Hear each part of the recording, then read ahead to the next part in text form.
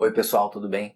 Nessa aula agora a gente vai falar sobre as polias ou roldanas. Muito comum, por exemplo, a gente encontrar uma polia nos equipamentos de uma academia, onde ela serve para pegar a força que está atuando naquele cabo de aço, que é uma força de tração, e mudar essa força, por exemplo, de direção, para onde é mais conveniente para algum exercício que a gente está fazendo. Ela serve também para aliviar a carga, dependendo do tipo de polia, a gente vai ter uma aplicação ou outra. Isso a gente vai ver bem direitinho na aula de hoje, tá certo? Então vamos lá, vamos começar.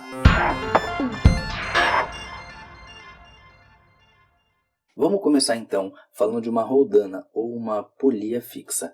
A roldana ou polia é esse dispositivozinho que você está vendo aqui. Nesse caso, eu percebo que ela está fixa pelo fato dela estar presa aqui no teto por essa barrinha que você está vendo. Agora, se a gente olhar para essa corda que está ali, a gente sabe das outras aulas que nessa extremidade da corda existe uma força de tração e na outra extremidade da corda, que é o ponto onde a gente vai segurar, também existe uma força de tração, como a gente aprendeu na aula passada. Agora, o que a gente percebe? Essa roldana ou polia serve, nesse caso, onde ela está fixa, apenas para pegar e direcionar essa força de tração para uma orientação diferente, para uma orientação que é mais conveniente para nós. Então, a gente vai anotar que a polia fixa apenas transmite a força sem mudar o seu valor. E aí, pessoal, sabendo desse conceito que a polia fixa só transmite a força de tração, não muda o valor dela, e também usando os conceitos das aulas anteriores, a gente vai agora resolver um primeiro exercício. Considere que uma máquina de Atwood é composta por uma polia e dois blocos de massas M1 10 kg e M2 30 kg. Calcule a aceleração do sistema de massas, sabendo que o fio e a polia são ideais. Considere G igual a 10 metros por segundo ao quadrado. Está ali a nossa figura. A máquina de Atwood nada mais é do que essa nossa polia fixa, onde a gente prendeu ali os dois objetos, tudo bem? Eu vou reorganizar a tela para você então, colocando ali o valor das massas e o desenho da figura. Bom, a gente quer determinar a aceleração. Poxa, Curi, mas aceleração? Uma polia fixa? Sim, na verdade, quem acelera não é a polia, quem vai acelerar são as massas. Então a ideia é a seguinte, olha só, eu tenho uma massa 1 que vai ter o seu peso 1, que eu estou anotando aqui para você. Agora, aqui na corda, existe uma força de tração, que eu vou colocar aqui para cima, e eu vou chamar essa tração de T. Agora, lá no corpo 2, a gente tem o peso do corpo 2, que está aqui para baixo, que eu vou chamar para vocês de P2, e a gente tem a tração no corpo 2, que está atuando aqui para cima, e a gente vai chamar de T. Agora, se a gente olhar para os dados que foram passados para a gente massa 2 é maior do que a massa 1. Então, o peso 2 é maior que o peso 1. Isso significa para a gente que a aceleração desse conjunto vai ser nesse sentido que eu estou representando para vocês, tudo bem? Então, o que eu vou fazer? Eu vou considerar esse sentido no qual vai acontecer a aceleração como sendo para a gente o sentido positivo, tudo bem? Daí você vai me dizer, poxa, Curi, mas a aceleração não é a da gravidade? A aceleração é a da gravidade se o corpo estiver em queda livre ou se ele for lançado para cima. Nesse caso, não, porque eles estão presos pela corda, tudo bem? Agora, para a gente resolver esse exercício, eu vou calcular em separado o peso 1 e o peso 2. Peso 1 é massa 1 vezes gravidade. Então, o peso 1 vale massa 1, 10 kg, e a gravidade, 10 também. E aí a gente encontra que o peso 1 é igual a 10 vezes 10, 100 newtons. Peso 2 é só fazer a massa 2 vezes a gravidade. Então, o peso 2 vai dar massa 2. Foi dado para a gente que ela vale 30 kg e a gravidade vale 10. E aí a gente acha que o peso 2 é igual a 30 vezes 10, 300 newtons. Então estão para a gente aqui os valores do peso 1 e do peso 2. Agora o que eu vou fazer? Como eu tenho uma aceleração, eu posso aplicar a segunda lei de Newton, que diz para a gente que a força resultante no corpo é igual a massa vezes a aceleração. Mas aí eu tenho que aplicar essa relação matemática para cada um dos dois corpos. Então vamos começar lá pelo corpo 1. Lá no corpo 1 eu posso dizer o seguinte, que eu tenho as duas forças, e aí pelo sentido de giro da roldana, que a gente disse que esse sentido é o sentido positivo, eu posso dizer para vocês que no corpo 1, quem está para cima é positivo porque está a favor do sentido do movimento, e quem está para baixo é negativo. Agora vamos lá no corpo 2. No corpo 2, tudo vai se inverter, porque olha o sentido que eu tenho como positivo. Positivo, no corpo 2, seria para baixo. Então, P2 seria positivo e a tração seria negativa. Bom, vamos com calma, vamos montar a força resultante. Como é que eu faço a força resultante, então, no corpo 1? Seria para a gente mais T menos o peso 1. É igual a... Como eu estou falando da força resultante no corpo 1, vai ser a massa 1 vezes a aceleração. Agora, vamos fazer a mesma análise, então, no corpo 2. No corpo 2, o peso é que está a favor do movimento da cordinha.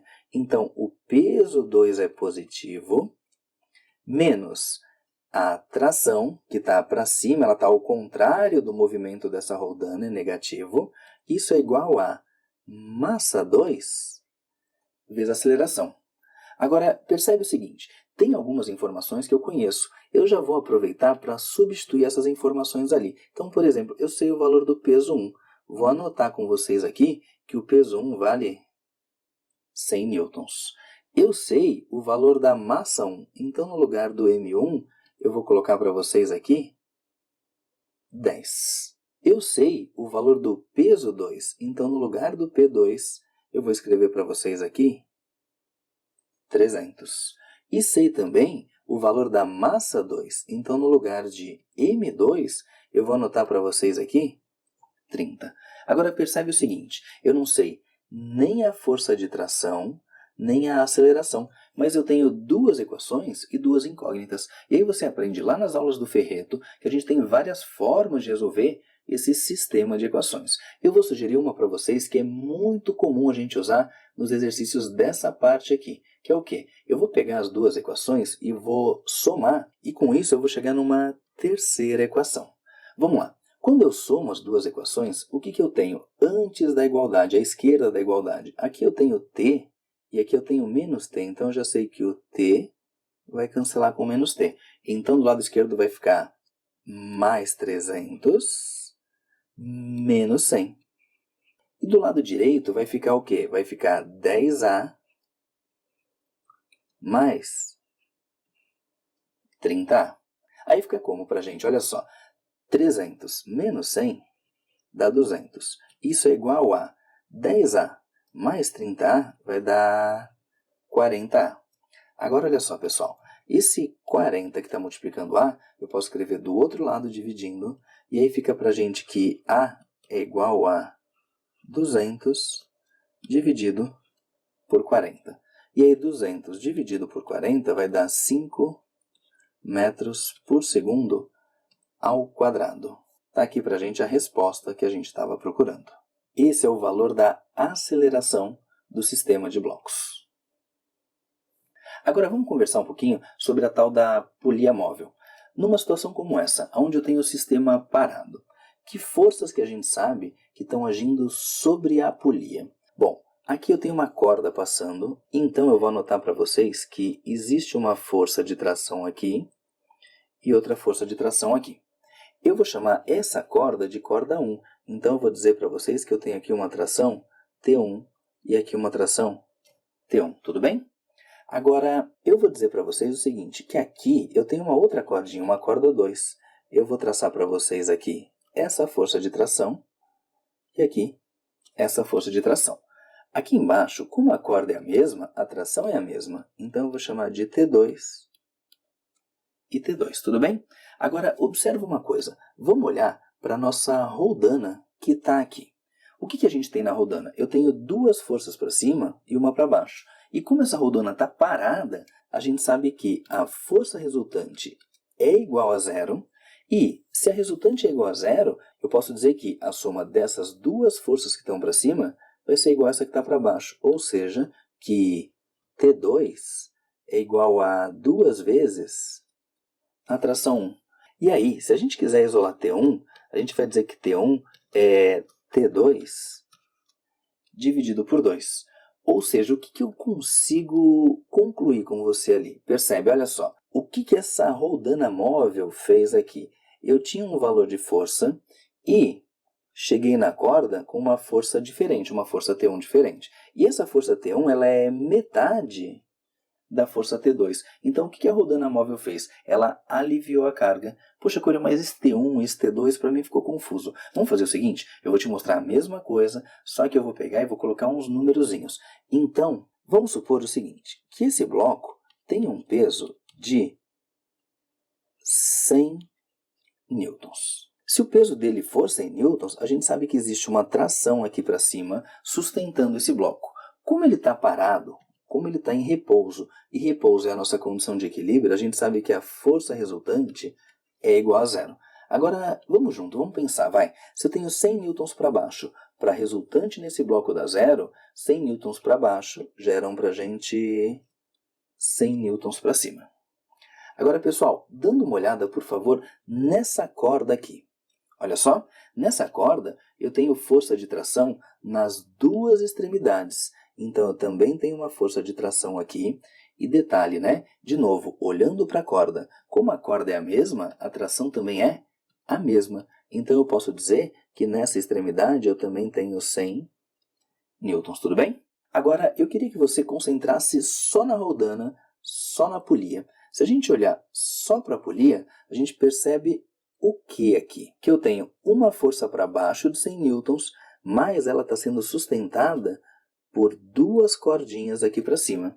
E como a gente viu antes, o que acontece? Eu tenho duas forças para cima para sustentar esses 100 newtons. Como a roldana está em repouso, eu posso dizer que a resultante das forças que atuam nela é zero. O que eu preciso? Para equilibrar esses 100 newtons que eu tenho para baixo, com duas forças para cima, eu preciso de duas forças de 50 newtons. Então, qual que é a nossa conclusão? O que essa polia fez? Ela pegou a força de 100 newtons e dividiu em 50 para cada lado. Então, a polia móvel, ela fez o que? Ela aliviou a força. Por isso que a gente vai anotar que a polia móvel divide a força que está sendo aplicada, tudo bem? Bom, vamos fazer o seguinte, vamos aplicar esse conceito num exemplo, num exercício. Sabendo que a massa do bloco é de 20 kg, calcule o valor da força F necessária para sustentar o bloco em equilíbrio. E para resolver o exercício eu vou rearranjar essa figura ali na tela, lembrando que a questão quer que a gente encontre o valor da força F que a gente vai fazer aqui na ponta da corda para sustentar o sistema em equilíbrio, ou seja, eu vou puxar ali com essa força F. Agora, ação e reação, a gente aprendeu, lembra? Se eu puxo a corda me puxa e a corda vai me puxar para cá com uma força que é a força de tração. Como o sistema está em equilíbrio, e no equilíbrio a gente sabe que a força resultante é igual a zero, o que eu sei? Eu sei que se eu quero achar o valor da força F, basta a gente achar o valor da força de tração, tudo bem? Mas eu não entendi por que a força F é igual à tração, lembra? Olha só, se a força resultante é zero, significa o quê? Que a soma das forças que estão para um lado é igual à soma das forças que estão para o outro. E aí, para a gente poder chegar lá na força de tração, vamos calcular primeiro o peso daquele corpo que é dado por massa vezes gravidade. Bom, peso é igual a massa 20 kg e a gravidade 10 metros por segundo ao quadrado. E aí a gente chega que o peso do bloco é igual a 200 newtons. Vamos representar ali na figura, então, o peso desse bloco. E já vamos anotar aqui que ele vale 200 newtons. Agora, olha só. Eu tenho três cordas diferentes ali. Uma delas é essa 1, outra é essa 2 e outra é essa 3. Ali na corda 1, eu tenho uma tração aqui para cima, que eu vou chamar para vocês de T1. Me diga, vamos dar uma olhada aqui, ó. Se esse bloco está em equilíbrio, se a força resultante é igual a zero, eu posso afirmar que essa tração 1 tem o mesmo valor do peso. Por quê? Porque para a resultante ser igual a zero, a força que está para cima tem que ser igual à força que está para baixo. Então, essa tração também vale 200 newtons. Agora, ainda na corda 1, eu tenho uma tração numa ponta e outra tração na outra ponta. Agora, a gente aprendeu na aula passada que se a corda é a mesma, a força de tração é a mesma. Então, se eu tenho 200 newtons para cima, eu também tenho 200 newtons para baixo. Agora, vamos lá na corda 2. O que eu posso falar sobre a corda 2? Bom, a corda 2 é quem está sustentando essa primeira polia. Então, eu vou colocar para vocês uma tração para cá e outra para cá. Agora, eu preciso de duas forças para sustentar esses 200 newtons. A gente aprendeu que a polia móvel vai dividir a força pela metade. Então, isso quer dizer que eu tenho 100 newtons desse lado e 100 newtons desse. Agora, de novo, vamos lá? Ainda na corda 2. Nessa ponta aqui, eu tenho uma força de tração. E como a corda é a mesma, a tração obrigatoriamente é a mesma. Então, eu também tenho 100 newtons. Agora, pessoal, dá uma olhada aqui. Vamos lá para a corda 3. Eu tenho 100 newtons aqui para baixo e na corda 3 eu vou ter força de tração aqui para cima. Agora, o que eu sei? Esses 100 newtons vão ficar divididos entre as duas cordas. Então, eu posso dizer para vocês aqui, ó, 50 newtons nessa corda e 50 newtons nessa corda. Agora, quem são esses 50 newtons? São a força de tração na corda 3, que é o que eu quero encontrar. Então, a gente sabe que o valor da força que eu preciso para sustentar esse sistema em equilíbrio é o valor da força de tração na corda 3, que vale 50 newtons. E essa é a resposta que a gente estava procurando. Agora, pessoal, existe uma expressão para a gente determinar, para a gente calcular essa força, que é o seguinte, é que a força é igual a tração na primeira corda lá embaixo, dividido por 2 elevado na n, sendo que n é para a gente o número de polias móveis. Então, se a gente fosse resolver por esse método, a gente chegaria que a força é igual a tração T1 lá embaixo, que vale 200 newtons, dividido por 2 elevado a n. Número de polias móveis é 1, 2. Então, é 2 elevado ao quadrado. E 200 dividido por 2 ao quadrado é 200 dividido por 4, que daria os mesmos 50 newtons que a gente acabou de calcular. Eu, particularmente, não gosto de resolver problemas usando esse último método que eu te mostrei. Por quê? Porque é decoreba. Nenhuma questão de vestibular vai te passar essa relação matemática. Então, é muito mais simples você olhar para a figura e ver que a polia móvel vai sempre dividindo pela metade. Então, se a gente tem 200 newtons, eu vou dividir e vai ficar 100 e 100. Aí na próxima, se eu tenho 100 newtons, eu vou dividir e vai ficar 50 e 50. E assim por diante, bem simples da gente resolver o exercício. Pessoal, e com isso a gente encerra a nossa aula sobre polias ou rodanas, tá certo? Tchau e até a próxima aula.